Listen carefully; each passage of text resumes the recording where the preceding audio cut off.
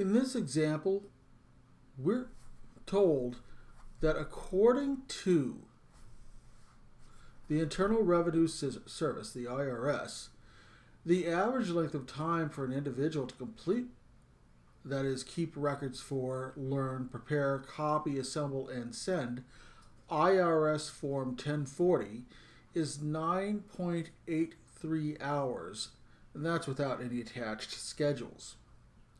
The distribution is unknown, but let us assume that the standard deviation is 2 hours, and suppose we randomly sampled 25 taxpayers.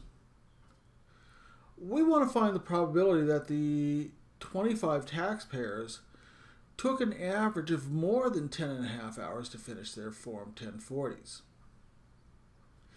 In this case, it is the case that we're using, by the central limit theorem, our distribution will still be normal because of the sample that we're taking right here. So we're actually going to assume that we're talking about average hours as our variable, average hours to complete the IRS Form 1040, and our distribution here is, we use the little wavy symbol here, normal, and that our average, according to the records, is 9.83 hours in this example.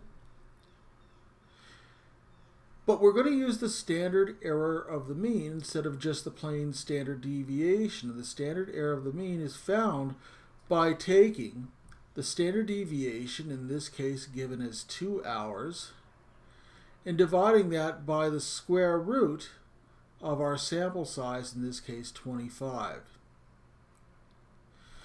We're interested in answering the question, what is the probability that X bar, the average of our 25 taxpayers, was greater than 10.5 hours. So to do this, once again, we're going to use our normal distribution calculator, the same one we used in Chapter 6, only this time we're going to fill in the appropriate values. The mean, we're told, is 9.83 hours.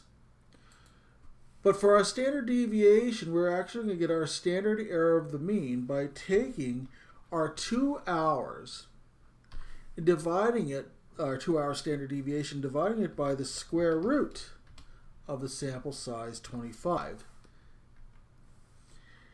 And in this case, we want to know the probability that it took more than 10.5 hours, 10.5 hours, to finish the Form 1040. So we're going to put in 10.5 as our x1 value. Okay, and our answer this time is actually the second box down, where we have p of x is greater than x1. So what we're really saying in this example now is that the probability that that average of those 25 taxpayers is greater than 10.5 hours will be equal to 0.4697, which is to say there's a 46.97% chance that they did take longer than 10.5 hours to complete their forms.